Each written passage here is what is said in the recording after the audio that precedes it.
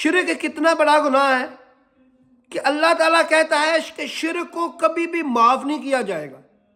شرک کیا ہے؟ شرک ہے کہ اللہ تعالیٰ کے برابر کسی کو ٹھہرا دینا، اللہ تعالیٰ کے برابر کسی کو خدا کہہ دینا، اپنا حاجت روا کہہ دینا، یہ شرک ہے۔ جیسے اللہ تعالیٰ سورۃ اخلاص میں کہتا ہے قل هو اللہ احد اللہ الصمد لم یلد ولم یولد ولم یکن لہ کفوا احد، جس طرح آیت الکرسی میں کہتا ہے کہ میں اکیلا ہوں اور حی القیوم۔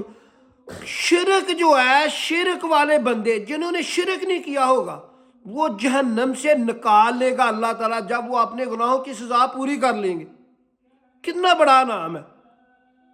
اور وہ جہنم سے نکال کر جنت میں داخل کر دیے جائیں گے، پھر وہ بھی جنت سے نہیں نکالے جائیں گے۔ شرک کے بارے میں ڈاکٹر مفسر القرآن ڈاکٹر اسرار احمد صاحب کیا کہہ رہے ہیں، وہ خود سن لیں۔ قل هو اللہ احد اللہ الصمد لم یلد ولم یولد ولم یکن لہ کفوا احد۔ کہہ دو، اعلان کر دو اے محمد صلی اللہ علیہ وسلم، اللہ اکیلا ہے، احد، اللہ ایک نہیں، ایک تو واحد سے کا ترجمہ ہوگا، اللہ واحد، احد، اکیلا، تنہا، کوئی اس کا ساجی نہیں ہے۔ اللہ الصمد، صمد اس کو کہتے ہیں کہ جس کا کوئی سہارا لیا جائے، جس کے سہارے سے کوئی چیز قائم ہو۔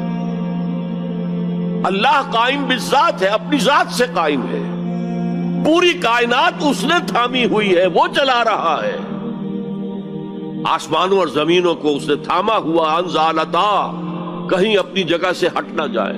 آپ کو معلوم ہے کہ یہ عظیم سیارے اور یہ عظیم جو گیلیکسیز ہیں، ان کی اصل حقیقت کس قدر باریک معاملہ ہے، ان کا کس قدر باریک، لو سانس بھی آہستہ کہ نازک ہے بہت کام، آفاق کی اس کارگہ شیشہ گری کا، ان کے درمیان جو فاصلے ہیں، ان کی باہمی کشش ہے، اس کو ایک کشش ادھر سے کھینچ رہی ہے، ایک کشش ادھر سے کھینچ رہی ہے، تو یہ اپنی جگہ پر قائم ہے۔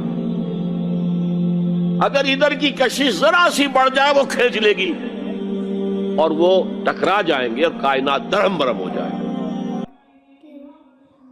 اسلامی ویڈیو دیکھنے کے لیے میرا چینل اسلام قرآن منان کو سبسکرائب کر لیں، بیل آئیکن کے نشان کو آن کر لیں تاکہ میری لیٹسٹ ویڈیو آپ کو وقت پر مل سکے۔